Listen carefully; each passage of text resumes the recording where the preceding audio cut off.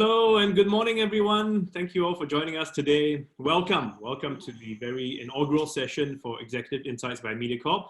My name is Stephen Chia from CNA. I'm also the host for Talking Point. And today's topic is about steering your brand in times of uncertainty. Now, we know all these past few months, our lives have changed in so many ways, right? The COVID-19 outbreak is truly changing the way we live, work, and play. And with still no clear signs of the curve flattening anytime soon.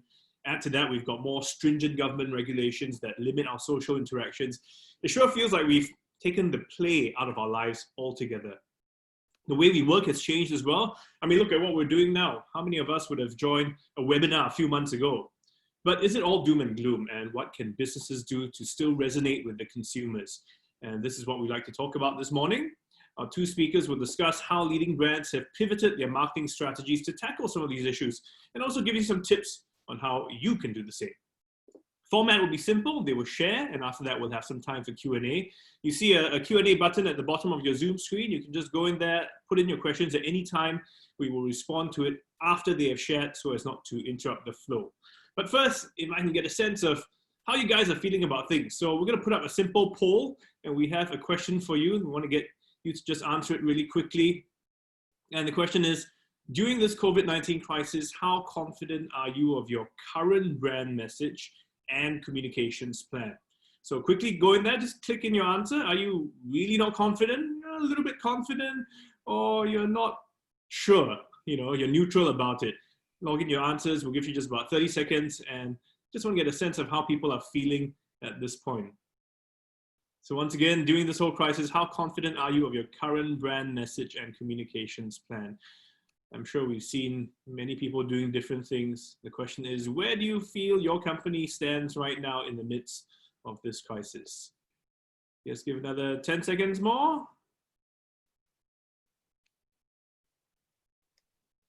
I'm giving a bit more time because I know it's still early in the morning. Okay, and I think, let's call it. Let's see what the results say. Oh, okay. Most people are neutral. There are about 57, about 35% rather feel they are somewhat confident. About 6% rather of you feel that you are really confident. So it's quite a broad spectrum across the board. Well, we hope to change some of that this morning as we hear from our speakers. So let me introduce you to them. We have two speakers with us this morning. We'll have Mr. Parminder Singh. He is the Chief Commercial and Digital Officer at Mediacorp. He will be speaking to us first, and also joining us will be Miss Prerna Mehrotra, Managing Director, Media Group, Dentsu Aegis Network, Singapore. So I'm going to pass the time over to them, and I'll check in with you later. Over to you, Perry. Thanks, Stephen. Good to know that we have 6% very confident people here. So that's a good start. So good morning, everyone, and welcome to Executive Insights by Mediacorp. This is the first in a series of sessions, fortnightly sessions we plan to hold. And our intention is to discuss the challenges faced by marketers in these times and also the potential solutions.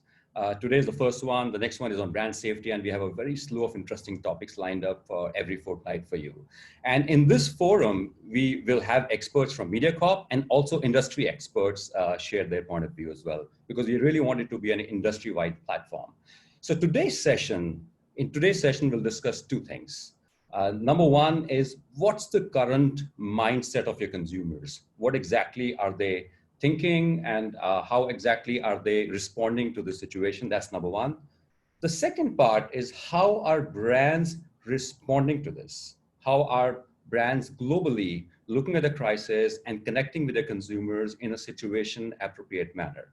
Now, there's some great work happening within Singapore by a lot of brands and within Asia as well. But for today's session, we've kept the focus on international brands that you may not be familiar with, so that you can strike an inspiration and get some ideas for your respective brand messages as well. All right, so can we have the slides on? All right, so let's go to the next slide, Jade. So we will cover this. All right, we've already covered the agenda. That's fine. Let's go to the next one. So let me start by giving let's go to the next slide, Jay. Let me start by giving an example of a huge disruption that happened almost over 200 years back. Now, this is Mount Tambora. Mount Tambora, some of you may know, is still an active volcano in Indonesia. Now, Mount Tambora, when it erupted in 1815, that was and still is the largest eruption ever recorded in the history of mankind. It led to some really serious implications for the world, not just for this region.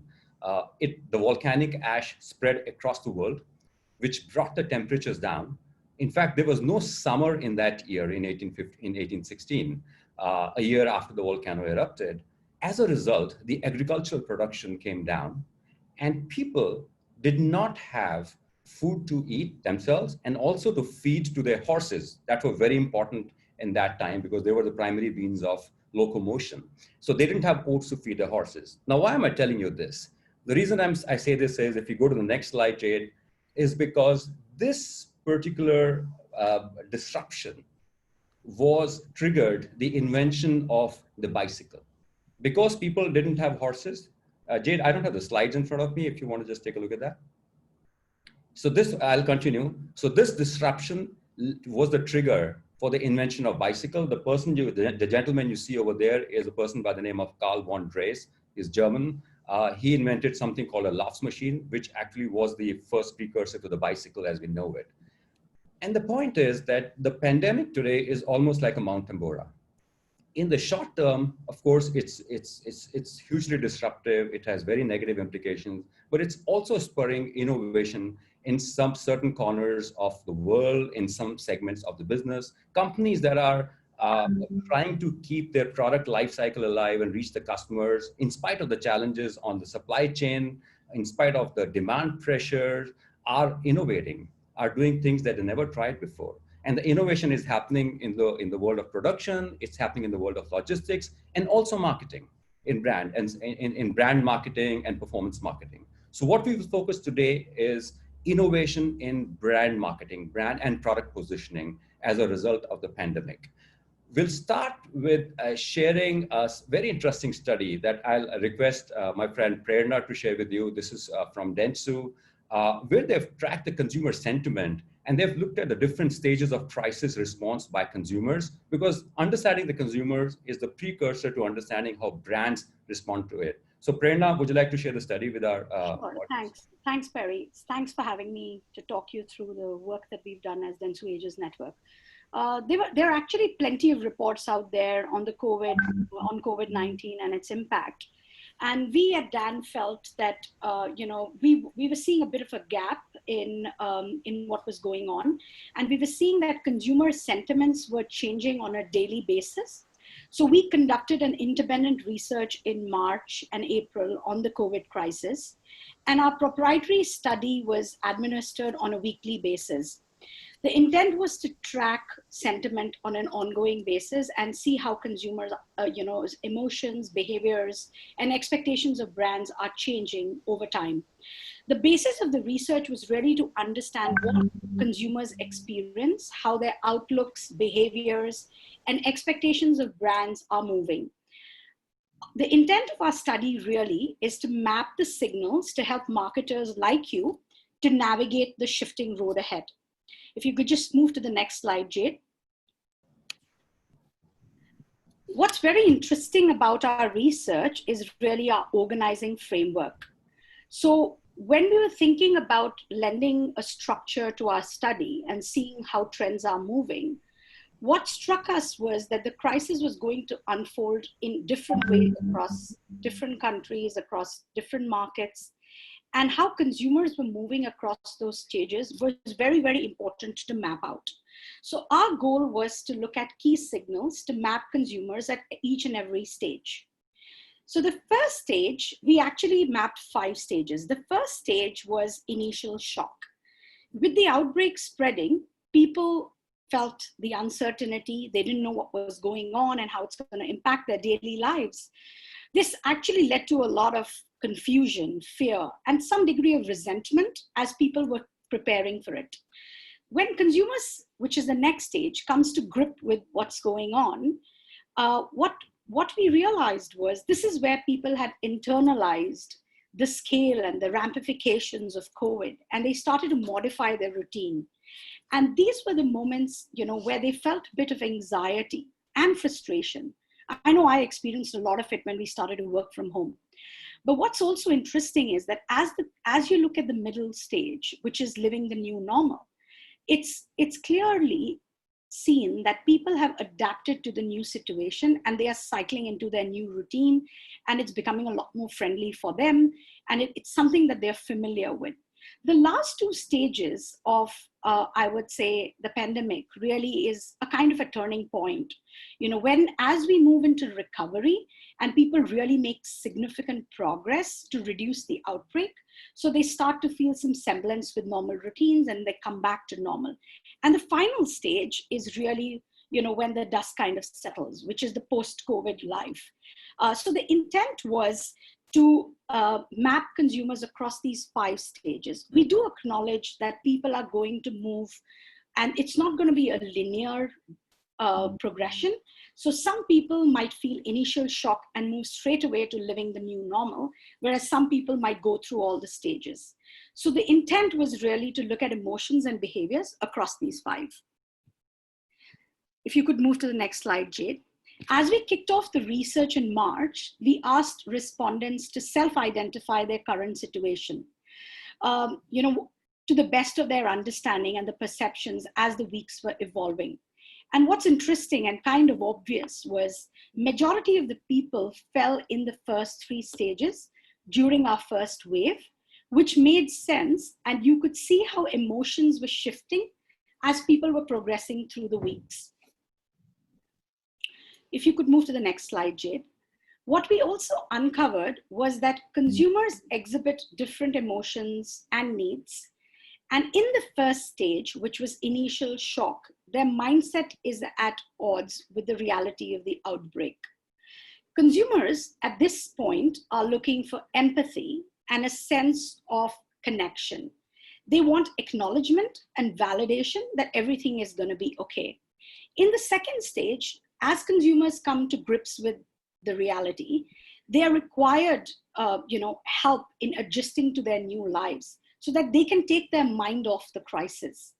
And the last, which is the third stage, is as consumers have adjusted to the new normal, they demand from brands to uplift their spirits. With this in mind, it's interesting to see how the routes that marketers have taken to respond to this crisis. Over to you, Barry.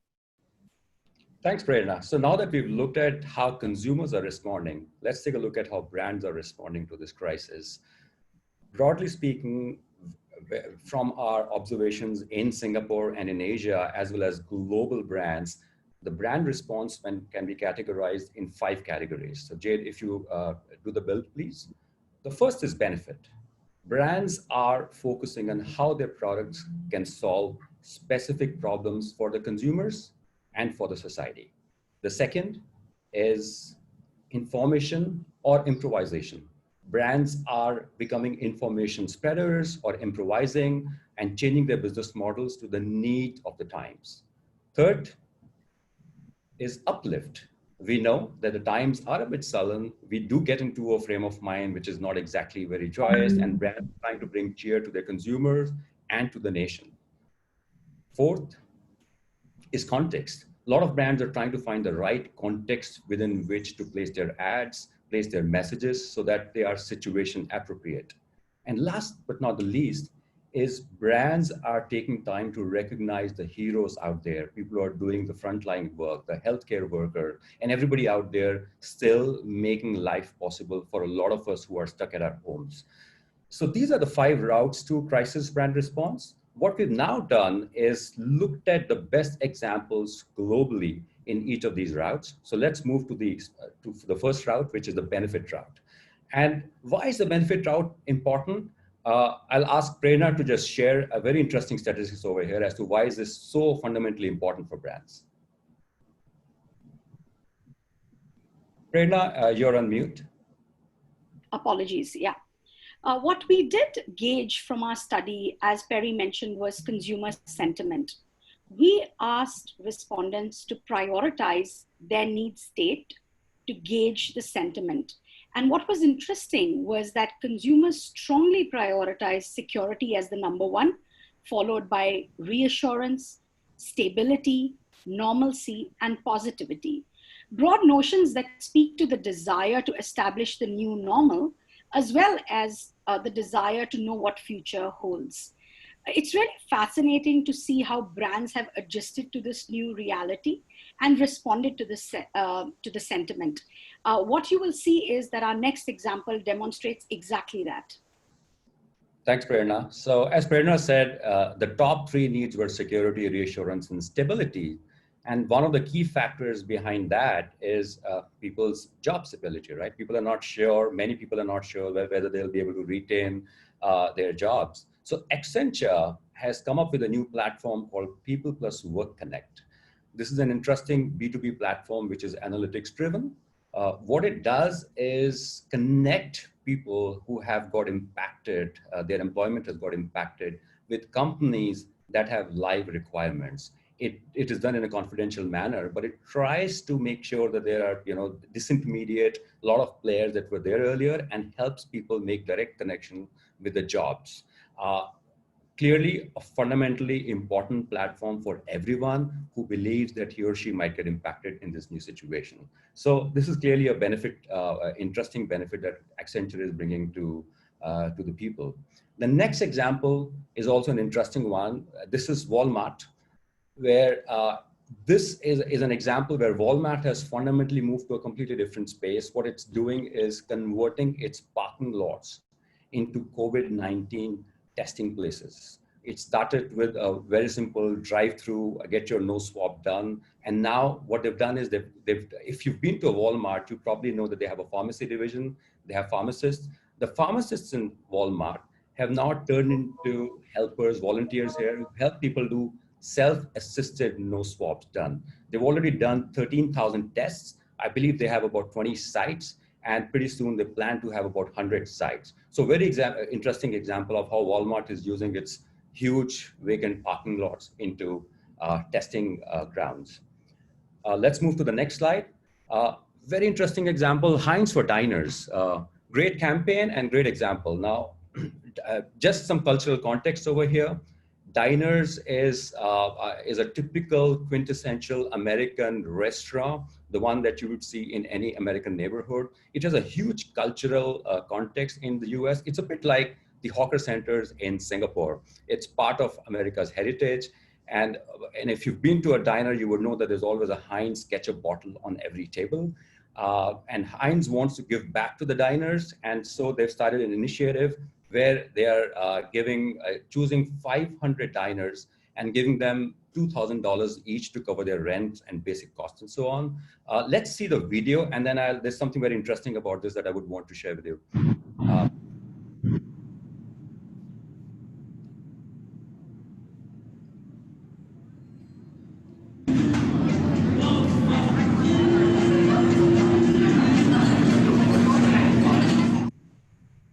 So what we really like about this example is Heinz is not just supporting the diners, which of course are an important element in their supply chain to the end consumers, but it is also involving the end consumers in this entire exercise. So they're asking consumers to go to heinzfordiners.com, and they're asking their consumers to vote for their favorite diners so that they can identify and choose the top 500 diners that they would want to share the $2,000 with. So great example of benefiting your customers at the same time involving your end audience. So those are the three examples for the benefit route. Let's move to the next one, which is the information route. Brands are becoming information messengers and also improvising on the business model. And the reason they are doing this is because, Prerna, I'll hand it over to you to share some interesting data here. Sure. So I think many brands, as Perry mentioned, are really trying to decide, what's the best way to respond to COVID-19 crisis. While consumers want to see relevant messaging from advertisers, we asked our respondents to share their views on initiatives that they want to see from brands. And it's really apparent from the numbers that I'm sharing with you that consumers clearly are looking for brands to put people before profits. So if you look at it, 50% of the respondents said that brands donating money, products to a cause and to those in need would be what consumers want to see more of. Consumers are also looking for brands that are looking after their employees. Over simply acknowledging the outbreak, which is at 22%, there are numerous examples that we will see on how smart marketers have acted very responsibly and have given back to society. And I would say our next example really shows how action speaks louder than words.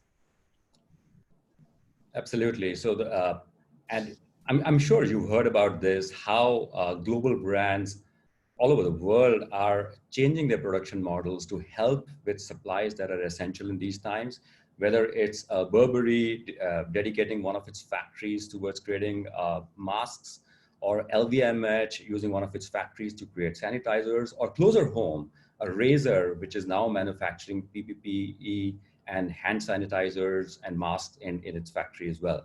Now, all brands do not have the liberty to change their production models and come up with essential supplies. So what do? They change their messaging. They play around with their logo. They play around with their brand message to disseminate important information that's needed in this time. And the next example is a good instance of that. If you move to the next slide, Jade. This is McDonald's in Brazil, which wanted to emphasize social distancing. So what it's done is it separated its golden arches, the iconic golden arches of McDonald's. Very interesting examples of just being an information disseminator by playing around with your brand. And in the next example, you see how Burger King in Belgium used its famous tagline, home of the Whopper, and changed it and improvised it to give out the message of stay home. So two great examples. I think what I would like to add to what Parry is saying is, marketers have looked at this as truly as a time for opportunity, where they have ensured that, they feel empowered and they're doing stuff with speed. And, the kind of messaging and the innovation that you're seeing from some of this is really, really fascinating.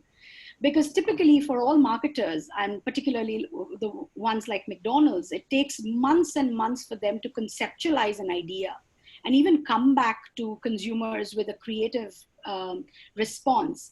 And what we are seeing here is the speed at which everyone has responded to it and how they've made their brand seem so relevant at this time of COVID. Over to you, Parry. I think these examples are really very interesting. Absolutely. I think speed and how you can stay relevant by passing the right information is important. As our next brand example shows, the next example is that of Mucinex. Mucinex is a cough and flu syrup, a medicine. They didn't want to go the traditional route of just talking about their syrup.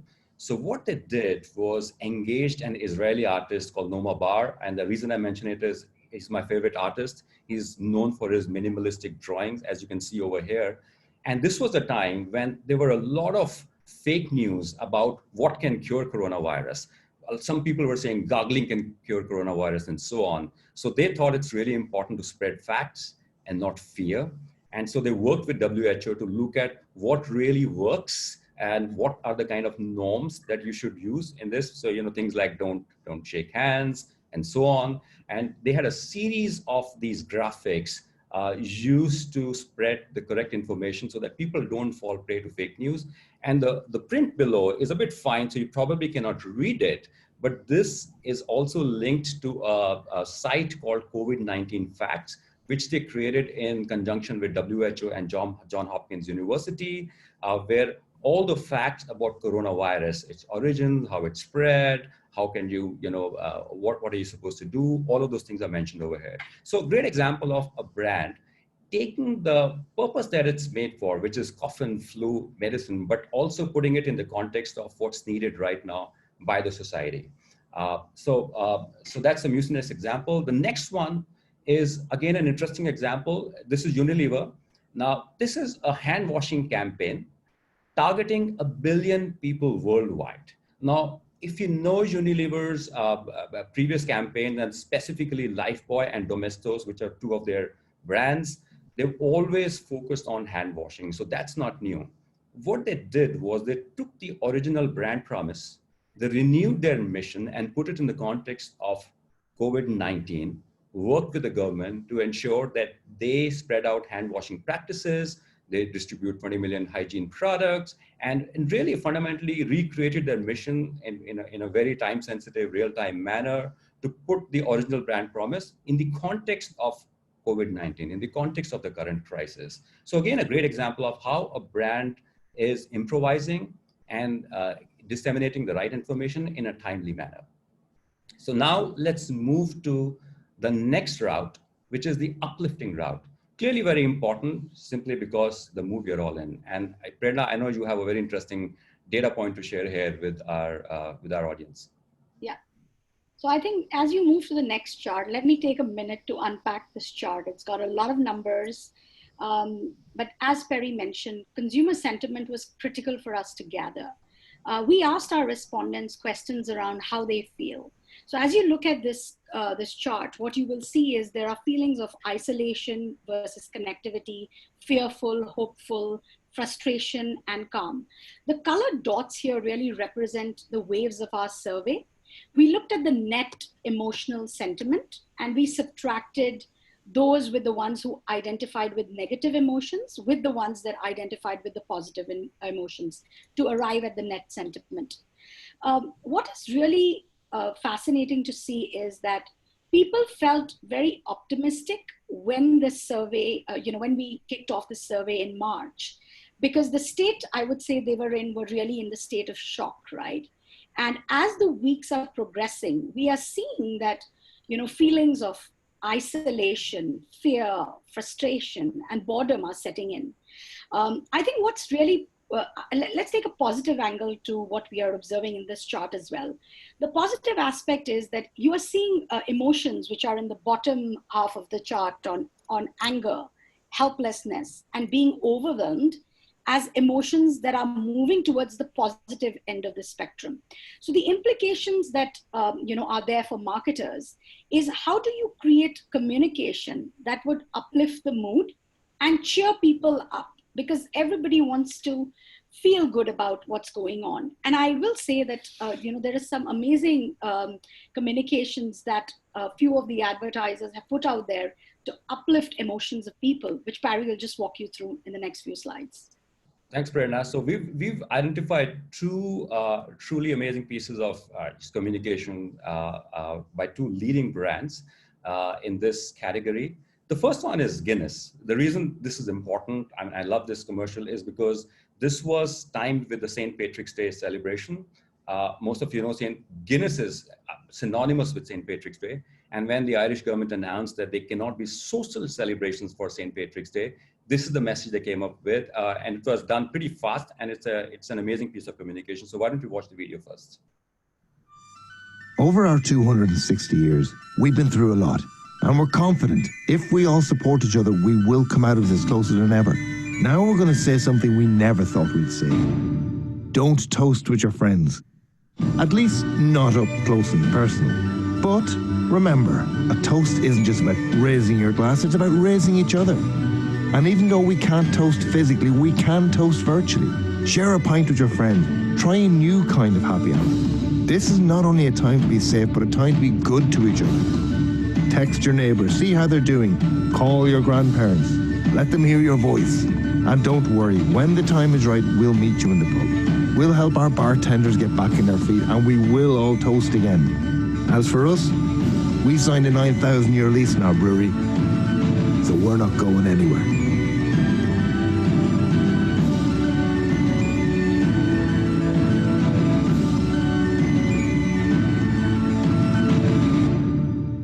Clearly my personal favorite, even though I'm not a beer drinker.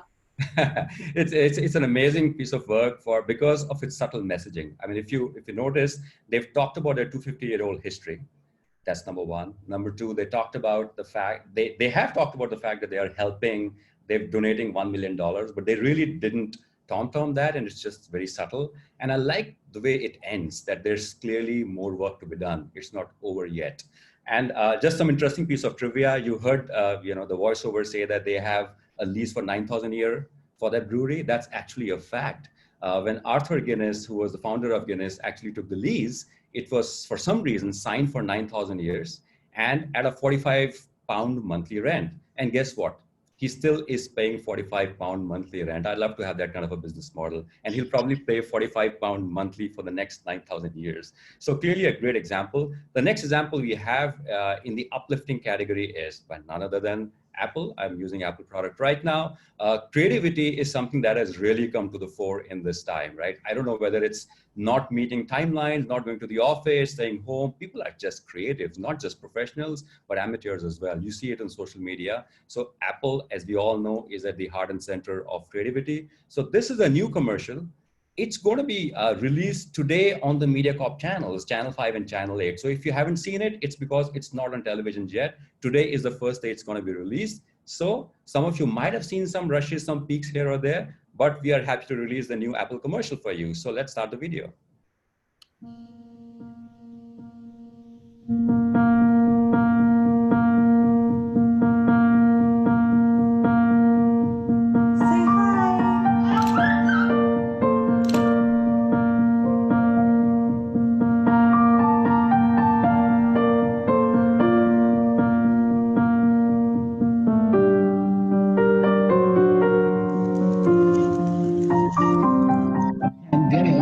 Has the possibility of bringing us together in ways none of us would have been able to predict or expect.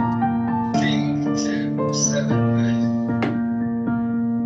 8. I'm so small, said the mole. Yes, said the boy, but you make a huge difference.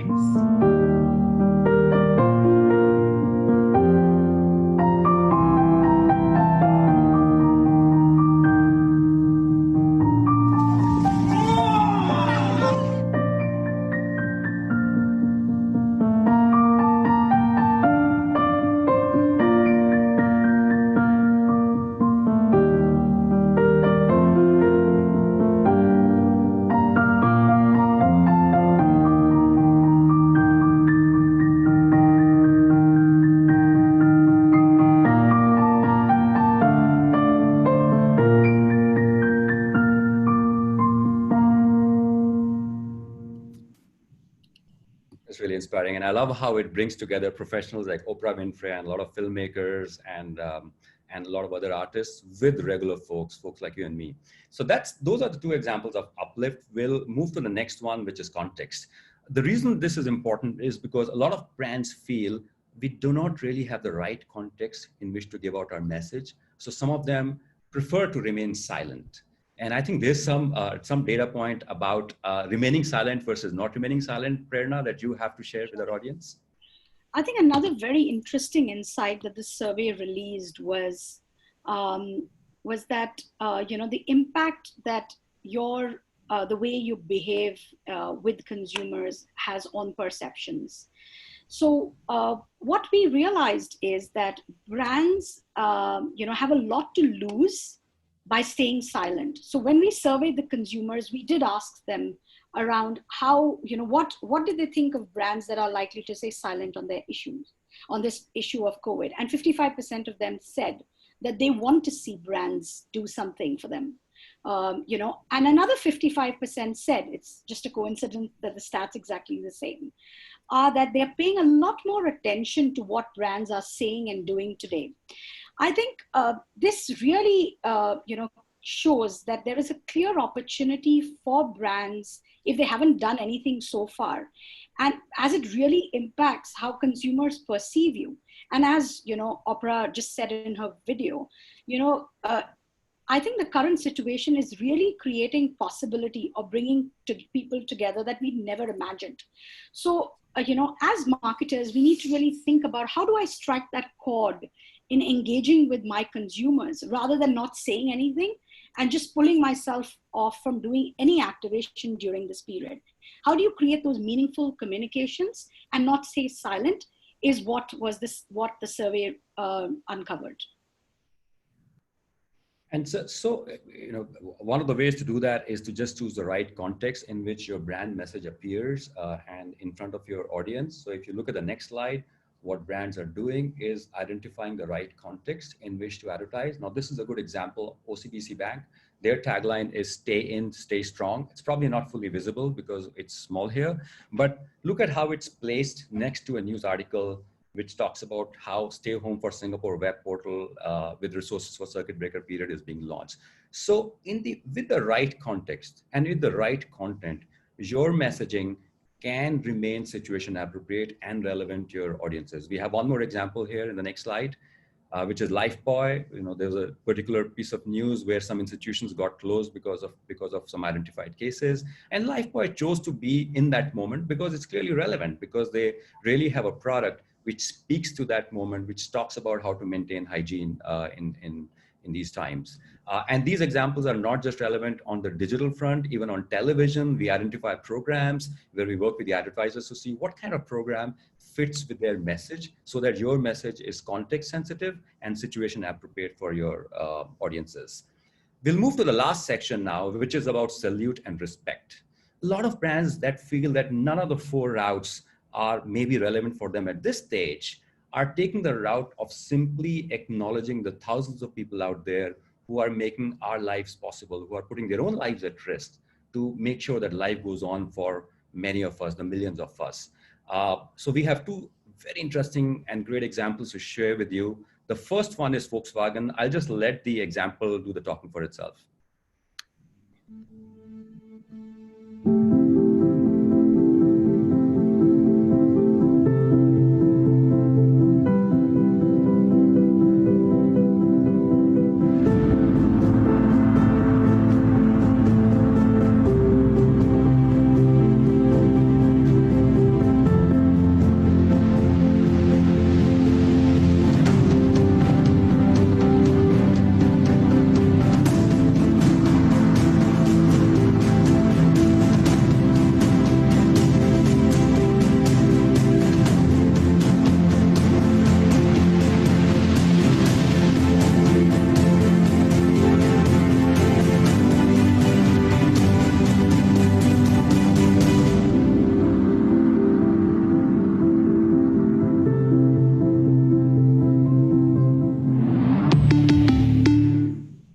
I don't think that needs an explanation. I love the hashtag we, not me. The next example, our last one, is very close to my heart because it happened right here in Singapore, and we at Mediacorp had a small role to play in it. This is an example where lots of brands, 67 brands to be precise, came together to respect and pay our acknowledgement to the healthcare workers out there. So a little bit of a background, 67 brands, there were 5,000 care packs which had essentials, things like hand masks, sanitizers, beverages, and so on, were put together. 5,000 care packages, which contained about 70,000 essential items, and they were distributed to 12 hospitals and polyclinics right here in Singapore. What was amazing was it took just 10 days from conceptualization to all the brands coming together, putting it together and distributing it, just 10 days. And we were expecting about 5 or 6 brands to come in and do this with us. We had 67 brands, which only goes to show that respecting heroes is category agnostic. No matter which segment, which category you're in, it really respecting the heroes out there can be done by any brand in any segment. So let's watch the video. They are risking their lives for us, facing down a faceless enemy, away from their own loved ones for days on end, to make our home a safer place with their indomitable spirit. Singapore stands united with them. Thank you, Singapore. We really appreciate this. This means a lot to us. Thank you. These are who we honor, our heroes at the front lines. We thank you. Together we'll fight this, and we'll come through this stronger. Stronger together!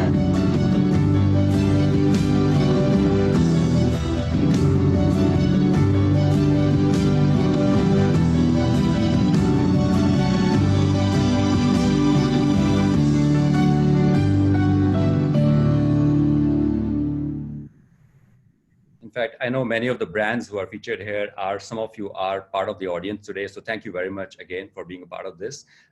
In fact, this was so important and successful that now we have a second part of this where we are planning to acknowledge the invisible heroes.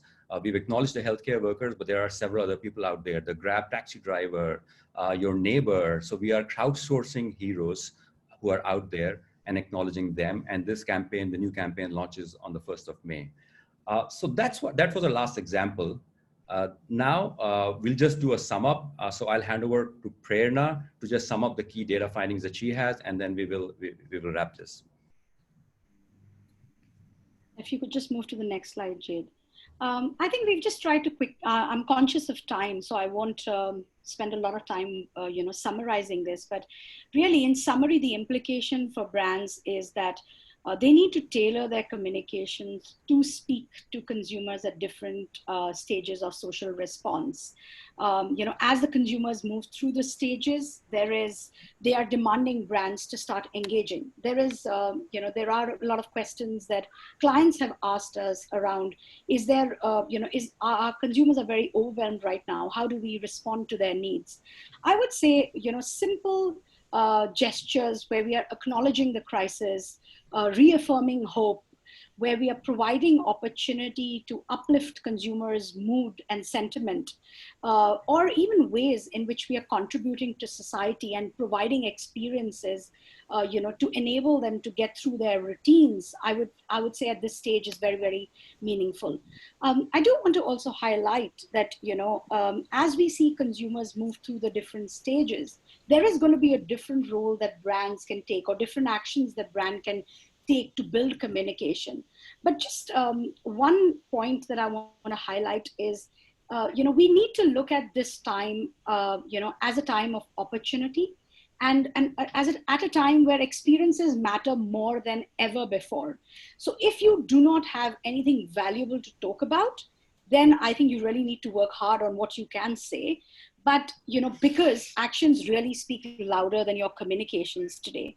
So be very careful as you put those messages out there on how you engage with consumers and how do you create those relevant experiences, which they would value and keep in mind as, even as we move out of this crisis. So Parry, over to you. Great, thanks, Prerna. And I'll just sum up by saying, if you move to the next slide, that we've gone through 5 different routes. We've looked at about 15 best practices. Now, some of these practices may be applicable to you and you might want to explore that further. We'd love to work with you and see how we can do that for you. But if you think you want to carve out your own route, you think there's a different way that exists, we do think very deeply about what kind of ideas will work for what kind of brands. We do have an idea bank here, right here in Mediacorp for brands. So if you think you need to carve out your own messaging that's situation appropriate, that meets your marketing need, and very importantly, helps you stay close to your customer in these times, do let us know. You know that your Mediacorp account manager is just a call away. Thank you very much for your time. I'll hand over to Stephen for the next session, which I believe is a Q&A, if we have time for that. Yeah, thanks a lot, Perry and Prerna. There have been some questions coming in, but I know we're running short of time, so I'll just do maybe just 2 questions. Basically, first of all, let me reassure you that this whole session has been recorded because some of you asked about the deck of slides. So we will put it up later online, the whole session for you to look at and to share with others. But we will not be sending out the slides per se to each of you. So with regards to the tips that have just been shared, some people are asking, what can I do in a way, because I'm a small company and I'm afraid of really committing because, I don't have the resources of a McDonald's or a Burger King, and changing a tagline on my brand will do little or nothing at all, So if I want to do something, what should I be doing now? And which form of media perhaps should I be leveraging on? Yeah, that's a great question. I can just take a first stab at it, and Prerna, would love to hear what you have to say about this as well. I think firstly, the media really depends on where your audiences are. The great part is, because of the current situation, the media across all platforms, whether it's digital, television, radio, the consumption is at an all-time high. So no matter where you go, you'll find that the consumers are there. And I think 2 things are really important. Make sure that your message is situation appropriate. And I think based on these examples, some of these examples didn't really take a long time to work on. They probably were done in a matter of a few days. And I think the pandemic that way is a democratizer. It's a leveler, which it brings great big brands and small brands together because everyone has to respond with speed and alacrity. And nothing stops a small company from doing that. And the second thing I would say is none of these things really need to cost big dollars. So we are working with a lot of brands, SME advertisers who are using this opportunity to add to their customer base, reach out to new customers, and come up with new messaging that they hadn't explored before. So I do not think that scale or the size of the company is any deterrent to creating the kind of messaging that we just saw in these examples. Yeah, and I think just to add to Perry, I think he very rightly called out, consumers are spending a fair amount of time on media. I mean, we are all homebound. We are sitting in our homes, stuck in this environment where we cannot even get out. I think as we look at, the consumption habits and the behaviors that consumers are demonstrating, I mean, family certainly is coming first, right? But we do see consumers spend a lot of time on shopping platforms, and there are certain behaviors that are pretty evident, which we could capitalize on to create communication that could be strong in engaging with audience. So I do feel that there is tremendous opportunity on how you want to look at it, and how do you balance your long-term brand equity with short-term tactical messaging during this time so that we are able to engage with consumers in the long run. Okay, and there was one more question in a way with regards to, Prerna, you mentioned staying silent, or rather is if you stay silent, people will notice that too. But one question has come in to say that even if I do a campaign, for example, the McDonald's campaign did have some repercussions. Some people were upset, calling out the brand for not doing enough to take care of its own staff. So in that case, would it have been better for them to perhaps stay silent in total and avoid all that negative publicity?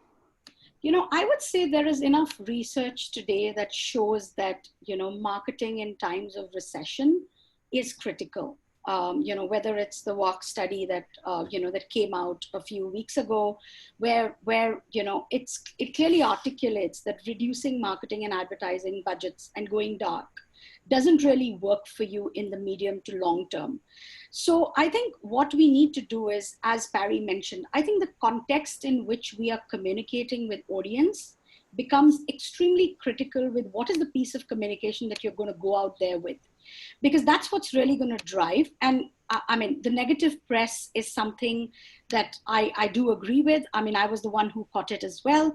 But I guess the only call out here would be that, how do you make sure that you are creating the experience that fits with the habits of the consumers, as well as enhance their lives in the current situation they are in? How do you balance the two? And how do you design your content strategies around the media that people are consuming and the messaging around the way they are feeling?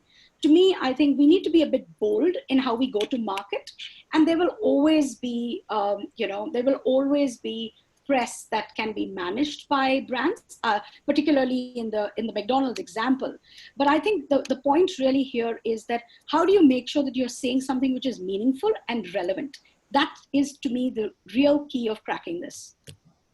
I just completely agree. I'll just add one point here, which is, the context is really important. Make sure your messaging is situation appropriate. And the trick is to make sure that you have the right balance of the right proportion with the right intention. Those two things are important. And if you do that, you'll be fine. Okay, I'm afraid I think we have run out of time. There are a few more questions, but we'll try and get perhaps a response to them directly. But thank you all so much for joining us, Perry and Prerna, for sharing those tips.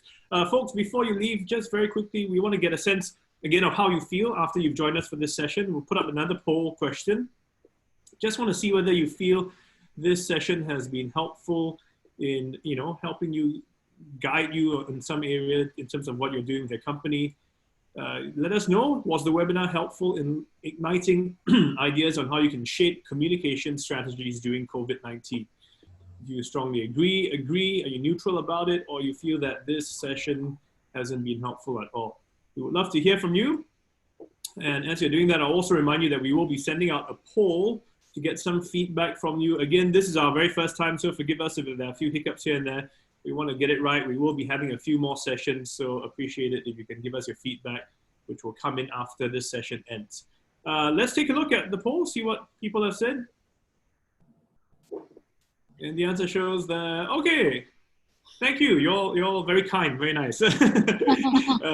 About 70% agree that this session has been helpful. Over 20% agree that this has been very helpful. Well, that's great to hear because we will have more webinars coming up in the future. In fact, the next one will be happening on the 14th of May, which will focus more on brand safety.